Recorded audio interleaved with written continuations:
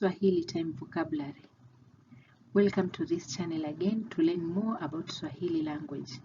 And today we are going to look at time vocabulary. Karibuni sana. Throughout East Africa, there is little time variation between sunrise and sunset. So between countries, you may find the difference in time as only some minutes. Time in Swahili is measured from daybreak and sunset. 7 a.m. is the first hour of the daybreak. That means it is saa moja asubuhi.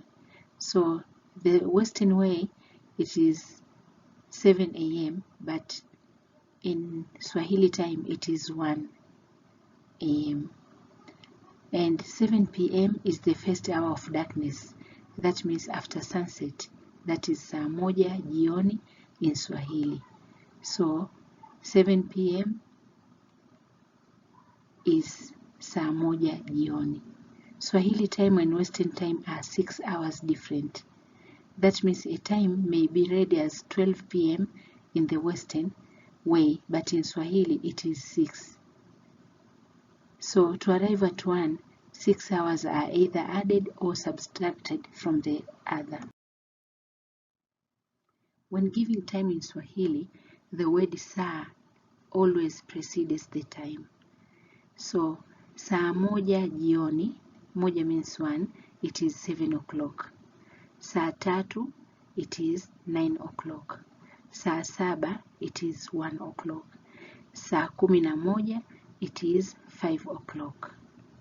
So you may see the difference in where we've written here in numerals, like 1 is 7, 3 is 9, and 7 is 1. That's how time is told or in Swahili way. Quarters in time are as follows. When you say na robo, it means and a quarter or with a quarter. In English is quarter past. Na nusu is half past. Kasorobo, that means 15 minutes to a certain time. So kasorobo is quarter to. Minutes in telling time. Minutes past the hour are generally counted up to 30 and are added using the word dakika, a minute, with the word na, means and. So when someone says na dakika 10, it means 10 past. Na dakika 25, it means 25 past. Both quarters and minutes are always added to the appropriate hour. They are never used on their own like in English. Minutes to the hour are given using the word dakika, that means minutes, with the word kasoro, meaning less. So when one says kasoro dakika 5, it means 5 minutes to. If it is kasoro dakika 17, that means 17 minutes to. Now we will continue to tell time in minutes to the hour.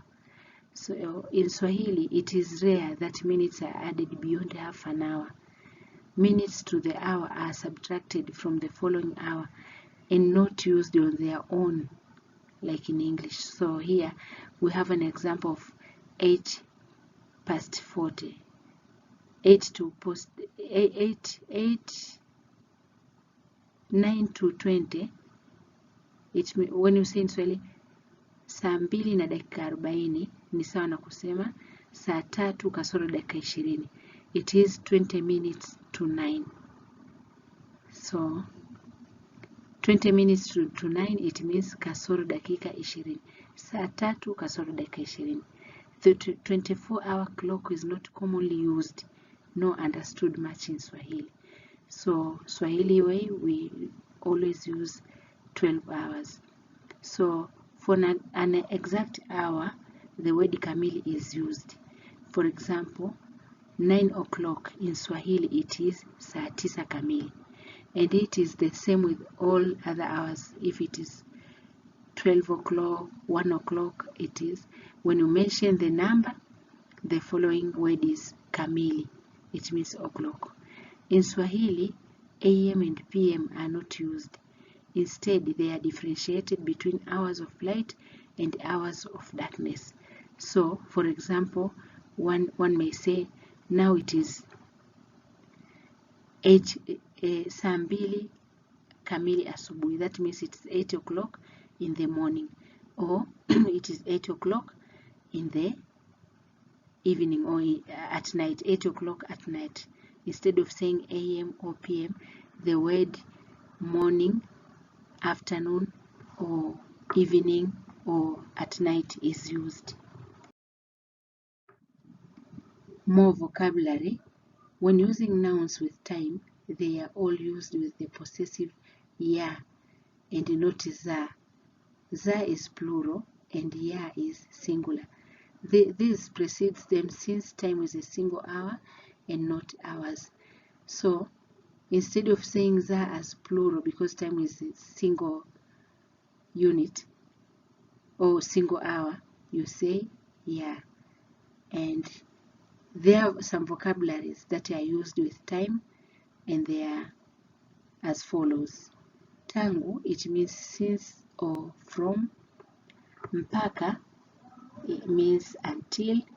Usiku is night. Asubuhi is morning. Mchana is afternoon. Alfajiri is dawn. Jioni is evening. So when we want to add the possessive ya or ya in time, for example, you may say it is 8 o'clock at night. You can say it is sasa hivi ni saa mbili ya usiku. If it is 8 o'clock in the morning, you may say sasa hivi ni saa mbili ya asubuhi.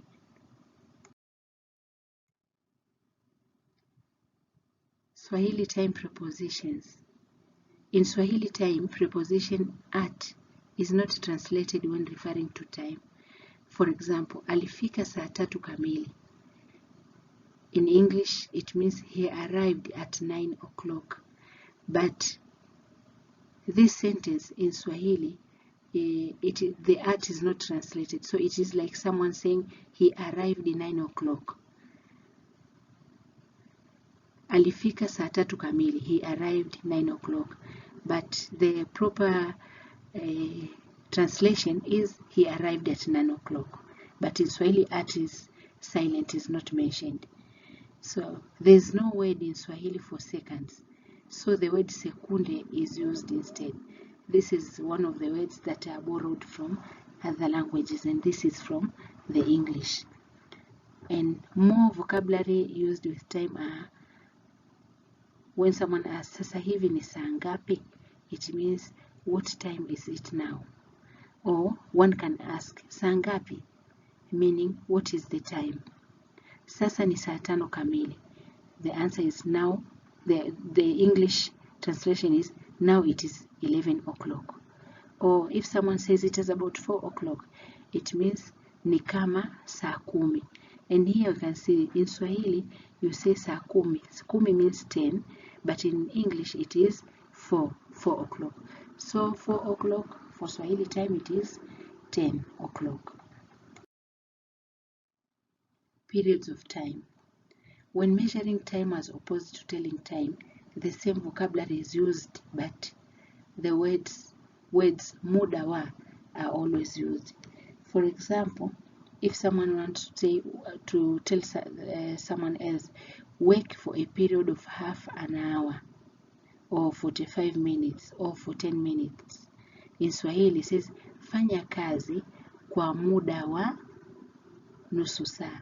So work for a period of, it means fanya kazi kwa muda wa.